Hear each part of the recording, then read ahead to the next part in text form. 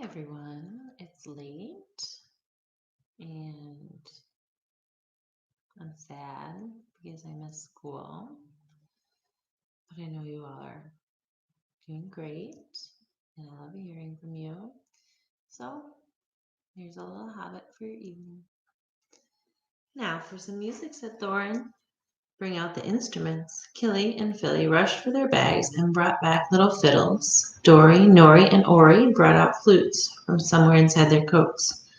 Bomber produced a drum from the hall. Bifer and Bofer went out too and came back with clarinets that they had left among the walking sticks. Dwalin and Balin said, "Excuse me, I left mine on the porch. Just bring mine in with you," said Thorin. They came back with vials as big as themselves, and with Thorin's harp wrapped in green cloth. It was a beautiful golden harp, and when Thorin struck it, the music began all at once, so sudden and sweet that Bilbo forgot everything else, and was swept away into dark lands under strange moons, far over the water, and very far from his hobbit hole under the hill. The dark came into the room from the little window that opened in the side of the hill. The firelight flickered. It was April, and still they played on while the shadow of Gandalf's beard wagged against the wall. The dark filled all the room, and the fire died down, and the shadows were lost, and still they played on. And suddenly first one, and then another began to sing as they played, deep-throated singing of the dwarves in the deep places of their ancient homes. And this is like a fragment of their song, if it can be like their song without their music. Far over the misty mountains cold, to dungeons deep and caverns old, we must away ere break of day to see the pale enchanted gold. The dwarves of yore made mighty spells, while hammers fell like ringing bells in places deep, where dark things sleep, in hollow halls beneath the fells. For ancient king and elvish lord, their many a gleaming golden hoard they shaped and wrought, and light they caught to hide in gems on hilt of sword. On silver necklaces they strung the flowering stars, on crowns they hung the dragon fire, and twisted wire they meshed the light of moon and sun. Far over the misty mountain cold, to dungeons deep and caverns old, we must away ere break of day to claim our long forgotten gold. Goblets they carved there for themselves, and harps of gold where no man delves. There lay they long, and many a song was sung unheard by men or elves. The pines were roaring on the height, the winds were moaning in the night. The fire was red, its flaming spread, the trees like torches blazed with light. The bells were ringing in the dale, and men looked up with faces pale, and dragons' ire more fierce than fire laid low their towers and houses frail. The mountains smoked beneath the moon, the dwarves, they heard the tramp of doom, they fled their hall to dying fall beneath his feet, beneath the moon. Far over the misty mountain grim, to dungeons deep and caverns dim, we must away ere break of day to win our harps and gold from him. As they sang, the hobbits felt the love of beautiful things made by hands and by cunning and by magic moving through him.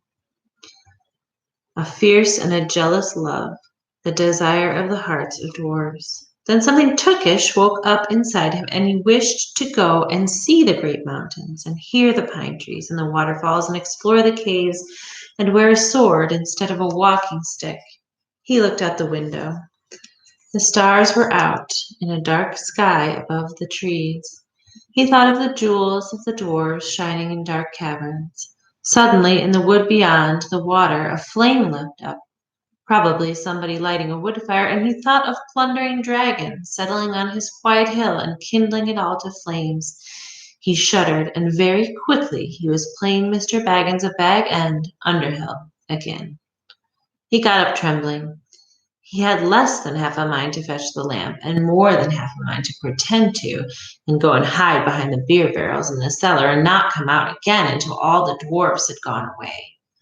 Suddenly he found that the music and the singing had stopped, and they were all looking at him with eyes shining in the dark. "Where are you going?" said Thorin, in a tone that seemed to show that he guessed both halves of the hobbit's mind. What about a little light? Said Bilbo apologetically. We like the dark, said all the dwarfs. Dark for dark business. There are many hours before dawn. Of course, said Bilbo, and sat down in a hurry. He missed the stool and sat in the fender, knocking over the poker and shovel with a crash. Hush, said Gandalf. Let Thorin speak. And this is how Thorin began. Gandalf, dwarves and Mr. Baggins, we are met together in the house of our friend and fellow conspirator, this most excellent and audacious hobbit. May the hair on his toes never fall out. All praise to his wine and ale. He paused for breath and for a polite remark from the hobbit, but the compliments were quite lost on poor Bilbo Baggins, who was wagging his mouth in protest at being called audacious and, worst of all, fellow conspirator. Though no noise came out, he was so flummoxed. So Thorin went on. We are met to discuss our plans, our ways, means, policy, and devices. We shall soon, before the break of day, start on our long journey, a journey from which some of us, or perhaps all of us, except our friend and counselor, the ingenious wizard Gandalf, may never return. It is a solemn moment. Our object is, I take it, well known to us all. To the estimable Mr. Baggins, and perhaps to one or two of the younger dwarfs. I think I should be right in naming Killy and Filly, for instance. The exact situation at the moment may require a brief explanation. This was Thorin's style. He was an important dwarf. If he had been allowed, he would probably have gone on like this until he was out of breath, without telling anyone there anything that was not known already, but he was rudely interrupted. Poor Bilbo couldn't bear it any longer. At may never return, he began to feel a shriek coming up inside, and very soon it burst out like a whistle of an engine coming out of a tunnel.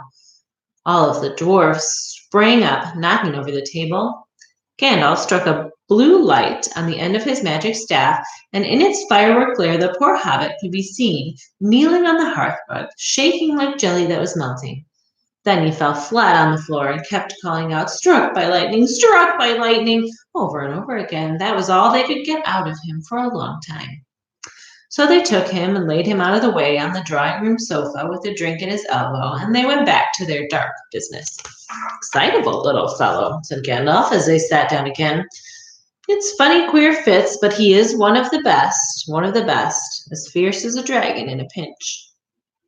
If you have ever seen a dragon in a pinch, you will realize that this was only poetical exaggeration applied to any hobbit, even to old Took's great-grand-uncle Borrower, who was so huge, for a hobbit, that he could ride a horse. He charged the ranks of the goblins at Mount Graham in the Battle of the Greenfields and knocked their king Fimbul's head clear off with a wooden club. It sailed 100 yards through the air and went down a rabbit hole, and in this way the battle was won and the game of golf invented at the same time. In the meanwhile, however, Bull Roarer's gentler descendant was reviving in the drawing room. After a while and a drink, he crept nervously to the door of the parlor. This is what he heard. Gloin speaking, or some snort, more or less like that.